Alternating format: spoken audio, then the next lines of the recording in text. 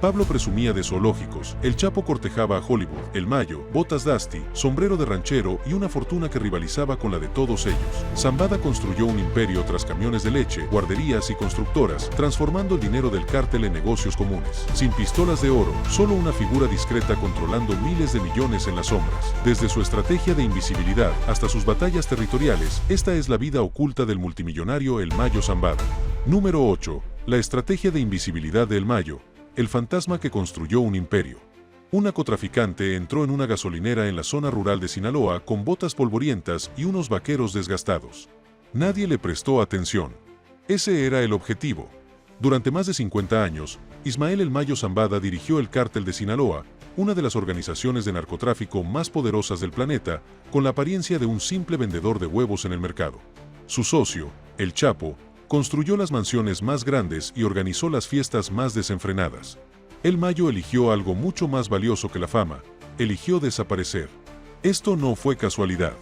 Zambada observó atentamente a sus mentores en el cartel de Guadalajara durante la década de 1980. Vio cómo el ostentoso estilo de vida de Miguel Ángel Félix Gallardo atraía la atención del gobierno como polillas a la luz. Vio cómo arrestaban a Rafael Caro Quintero y Ernesto Fonseca por no poder evitar exhibir su riqueza. La lección se le grabó a fuego: visibilidad equivale a vulnerabilidad. Así que, mientras otros construían mansiones que se veían desde el espacio, Zambada invirtió sus miles de millones en negocios tan comunes que aburrían a cualquiera: una granja lechera por aquí, una constructora por allá, el tipo de operaciones que hacen bostezar a los contadores y que los agentes federales miran hacia otro lado. La estrategia funcionó más allá de toda imaginación. El Chapo fue capturado 3 veces. Pablo Escobar murió acribillado a balazos en una azotea. Pero El Mayo, año tras año, permaneció libre, sin esconderse en cuevas ni cambiar de casa de seguridad. Simplemente vivía su vida, moviendo su mercancía y construyendo su imperio, vestido como si fuera a supervisar la cosecha de maíz. Al final de su carrera, Zambada se había convertido en una figura casi mítica. No existían fotografías confirmadas. Su voz nunca había sido grabada. Concedió una sola entrevista en 2010, e incluso entonces nadie sabía dónde estaba realmente. Número 7. De la leche al lavado de dinero, el extraño imperio de fachadas legítimas. Una empresa láctea fue la primera obra maestra de El Mayo. No fue su primer delito. Su primer negocio legal fue en 1988, mientras que los envíos de cocaína le reportaban millones. Zambada registró nueva industria de ganaderos de Culiacán. La empresa producía leche pasteurizada y queso bajo la marca Santa Mónica. En pocos años, familias de todo Sinaloa vertían su leche en los cereales de sus hijos. Parte de ella incluso se exportaba a Estados Unidos. Un narcotraficante fugitivo suministraba la crema para el café de la mañana. Investigadores del Tesoro estadounidense descubrieron una extensa red de fachadas. En Establo, Puerto Rico, un enorme rancho de 760 hectáreas albergaba cientos de granjas de ganado y aves de corral. Parecía normal, salvo por la pista de aterrizaje privada donde aterrizaban aviones cargados de contrabando. Cuando las autoridades lo confiscaron en 2000, el rancho finalmente fue devuelto a la familia Zambada. Ese era el poder que tenía Zambada. Creó Jamarro Constructora, una constructora que ganó contratos para proyectos de ingeniería civil. Perfecta para convertir dinero del narcotráfico en concreto. Multiservicios Jeves ofrecía servicios empresariales. Luego vino el frente más extraño. En 2001, la familia Zambada abrió la estancia infantil Niño Feliz. Entre los socios registrados figuraban el propio Zambada, su esposa Rosario Niebla y una de sus hijas. Los padres inscribían a sus hijos pequeños, mientras la familia de El Mayo llevaba la contabilidad. El Tesoro de Estados Unidos la incluyó en la lista negra en 2007, pero la guardería siguió funcionando durante años. Su red también incluía el Parque Acuático Las Cascabel, un parque acuático con piscinas y toboganes. En 2013, funcionarios estadounidenses lo identificaron como otro activo para el lavado de dinero. A pesar de estar sancionado, el parque siguió operando abiertamente, anunciándose en redes sociales. La hija de Zambada, María Teresa, supuestamente supervisaba tanto la guardería como el parque acuático. Estos negocios tenían 2 propósitos: legitimaban el dinero del narcotráfico y consolidaban su poder local. Muchos en Culiacán crecieron bebiendo leche Santa Mónica sin sospechar de dónde venía el dinero. Número 6. Riqueza indetectable siguiendo el rastro del dinero. Mientras la mayoría de los multimillonarios persiguen los rankings de Forbes, El Mayo pasó 6 décadas haciendo todo lo posible por mantenerse fuera de la lista. Cuando finalmente se enfrentó a la justicia en 2025, las cifras fueron asombrosas: 15.000 millones de dólares confiscados. Pero eso fue solo lo que aceptó renunciar. Algunos analistas estiman su verdadera fortuna entre 40 y 60.000 millones de dólares, lo que lo convierte potencialmente en el criminal más rico de la historia y la segunda persona más rica de México, justo después de los 100.000 millones de Carlos Slim. A modo de comparación, Pablo Escobar, en su apogeo, tenía un patrimonio de alrededor de 30.000 millones de dólares bajo el liderazgo del Mayo. Los ingresos anuales del cártel de Sinaloa se estimaban entre 3.000 millones y 39.000 millones de dólares, dependiendo del año. Tan solo los envíos de varias toneladas de cocaína generaban miles de millones anualmente. Las autoridades calcularon que el cártel generaba 11.000 millones de dólares al año solo por la venta de narcóticos, y eso basándose únicamente en la droga incautada. El cártel también mantuvo un estimado de 20.000 millones de dólares en efectivo e inversiones en diversos momentos durante casi 6 décadas. Los investigadores estiman que el cártel generó cientos de miles de millones en ingresos totales. A diferencia de Escobar, quien ostentaba su riqueza con un zoológico privado y una enorme propiedad, Zambada mantuvo su dinero oculto. La mayor parte estaba invertida en activos que no lo identificaban como narcotraficante. Los agentes estadounidenses pasaron años tratando de rastrearlo, en un frustrante juego del gato y el ratón. Los expertos creen gran parte de su fortuna quizás nunca se encuentre, ya que está dispersa entre propiedades, criptomonedas y negocios legítimos. Número 5. De campesino a capo, la conexión cubana que lo cambió todo. Antes de convertirse en el Mayo, Ismael Zambada era solo otro niño campesino en la zona rural de Sinaloa. Su familia trabajaba los campos y apenas sobrevivía. Creció en un entorno donde la línea entre el trabajo legal y la actividad criminal se difuminaba como olas de calor en el horizonte. De adolescente, comenzó a notar un patrón. Algunos vecinos prosperaban, otros, trabajando igual de duro, seguían siendo pobres. La diferencia radicaba en las drogas. Pero el destino de Ismael no se sellaría realmente hasta que conoció a Antonio Cruz, su cuñado y expolicía cubano que había huido del régimen de Castro. Cruz no solo trajo consigo astucia callejera, sino también contactos y conocimiento del funcionamiento del mundo criminal. Tras establecerse en Miami e involucrarse en actividades ilícitas, le extendió una invitación que lo cambiaría todo. Por primera vez, el joven campesino de Sinaloa entró en un mundo diferente. Los rascacielos de Miami se alzaban imponentes, los autos de lujo recorrían las calles. Vio de primera mano la riqueza que el narcotráfico podía generar, una riqueza inimaginable para la mayoría. Pero Miami fue solo un anticipo. Su traslado a Los Ángeles marcó el verdadero comienzo en la ciudad de Los Ángeles. Cruz se consolidó como un respetado capo de la droga. Bajo su tutela, Zambada pasó de la producción a la distribución, aprendiendo todo el oficio. Cuando Zambada regresó a México, volvió transformado, armado con experiencia y contactos. Demostró un talento natural para los negocios y la logística.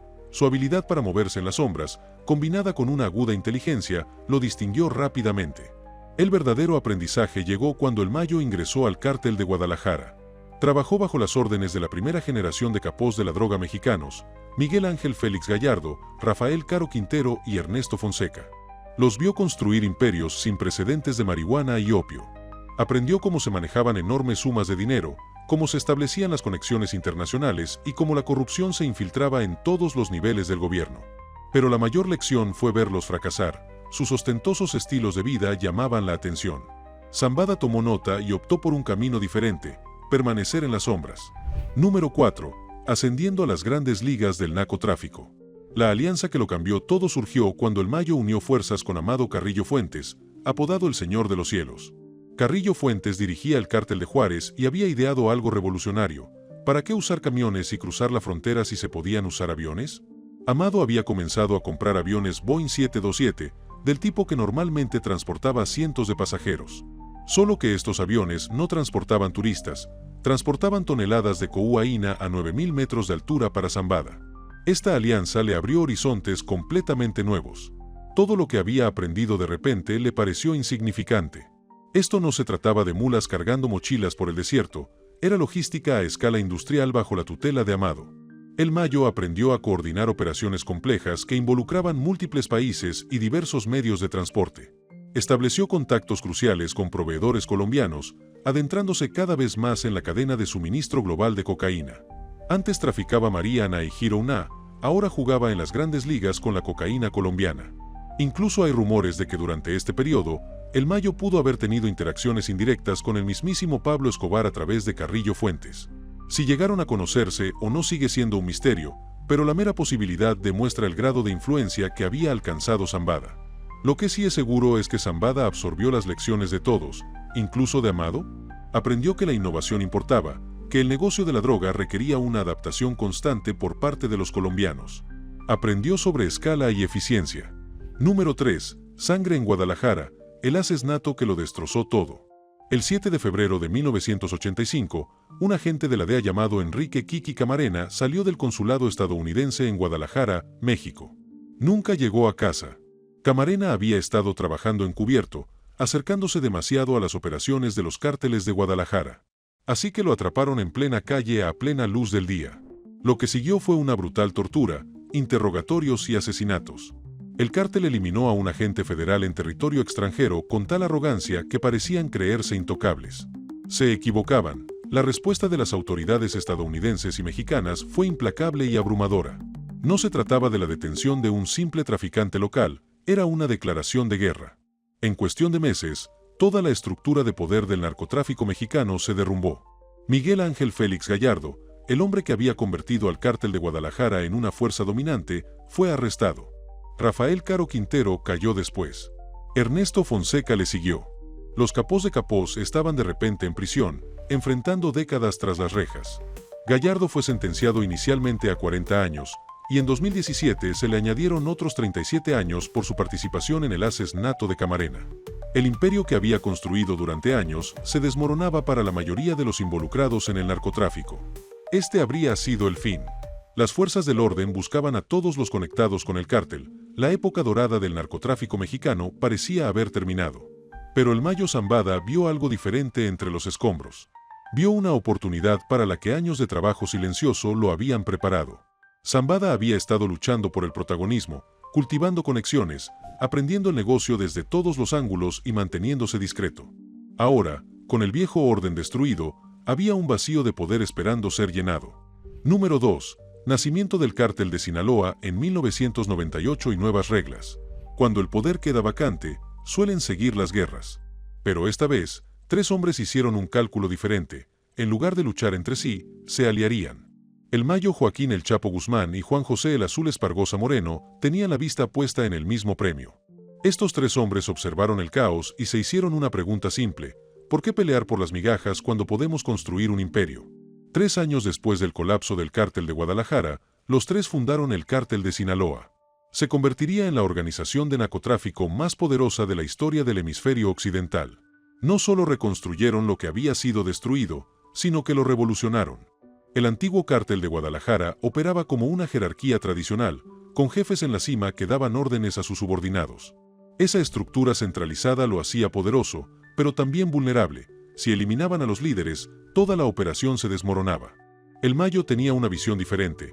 El cártel de Sinaloa utilizaría una estructura horizontal descentralizada en lugar de un solo jefe controlándolo todo. Habría varios líderes operando de forma semi-independiente, pero cooperando cuando les convenía.